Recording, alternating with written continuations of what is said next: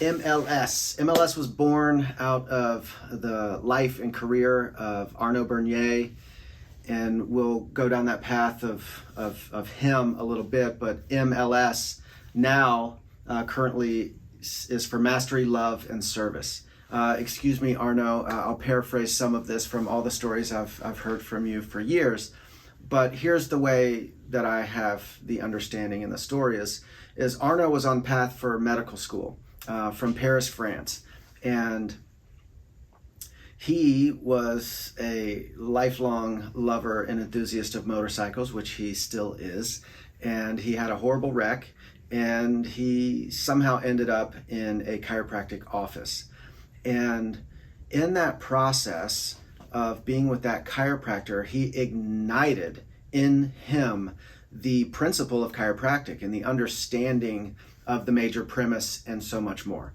And so that set Arno on a path. Now, his upbringing, his history, his father, his mother, his sister, and everything that had happened for him, the skills, the discipline that he had been creating his whole life through childhood, really set the stage for him to be the perfect catalyst to bring something like MLS to this great profession of chiropractic.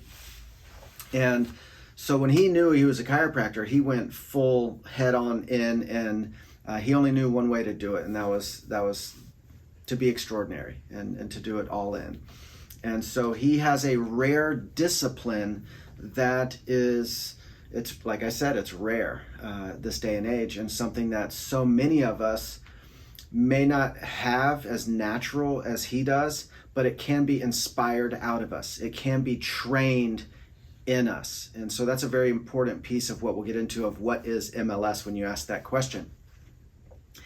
And so he was in the very first class of Sherman College in Spartanburg, South Carolina. The teachers and mentors at Spartanburg at that time were some of the most celebrated and pioneers in our profession that we talk about today. And certainly Reggie Gold, Tom Gilardi, and a host of other people that were so anchored in the chiropractic principle.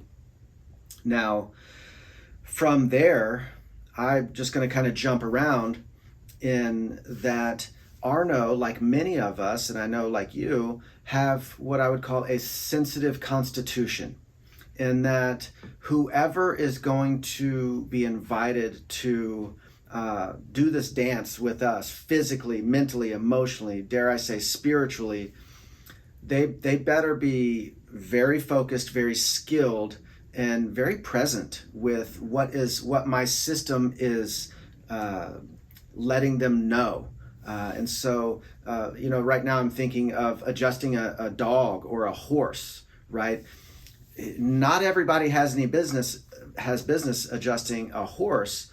And if those of you who have done that, they require 100% presence out of you, or else it's not going to go good. Well, what if we brought that level of presence to every human being who may or may not have the ability to kick you through the wall if you don't?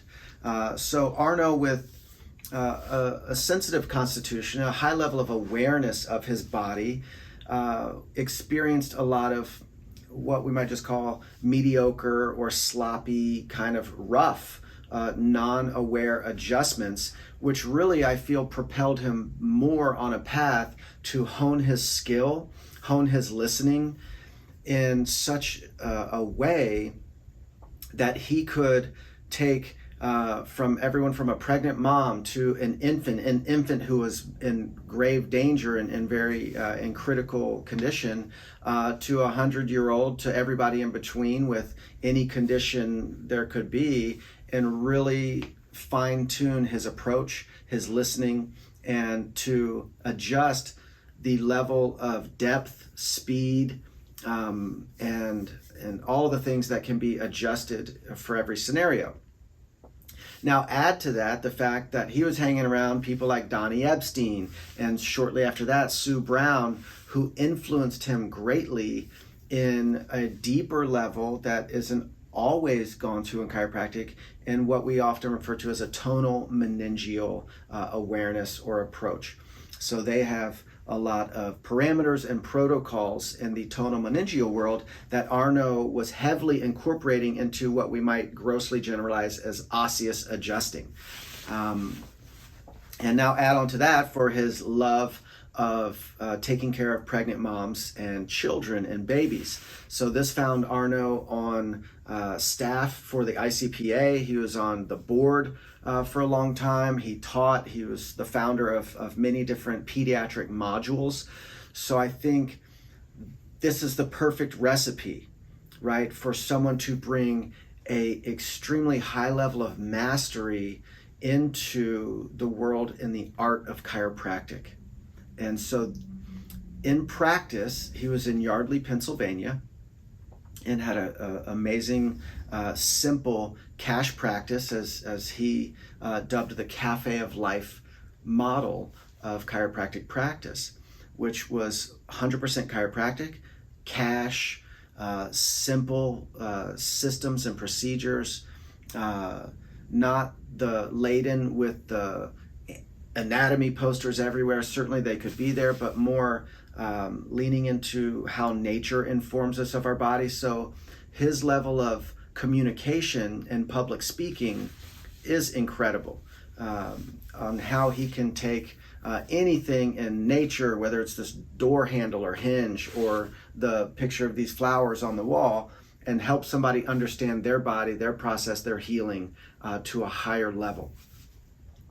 So he was asked again and again by people in the profession, can you please show us what you're doing? Because people experiencing Arno's adjusting knew this was very different and very needed in the profession. And so people asked and asked long enough that he said, okay, I'll do it. I will map out how I do what I do. And that's how MLS was born. What we find is people who do step into the path of MLS is there is a level and a process of self-discovery that really people are going to go on naturally, and to whatever depth for each person that looks like, is to really find out who you are and to clear anything that might have cluttered up the body-mind over the years, so that that presence that I spoke of earlier was accessed. And the results of the people getting adjusted in this manner kind of spoke for themselves. And what we hear time and time again, people getting adjusted in the MLS approach, is, that's different. I've never been adjusted like that before. And so there is a non-conventionality to it. And we tend to attract people who want more, who know that there is more potential within them, and they may not have had the coaching or the mentorship to extract their unique gift and artistry to bring chiropractic to people in their own special and unique way.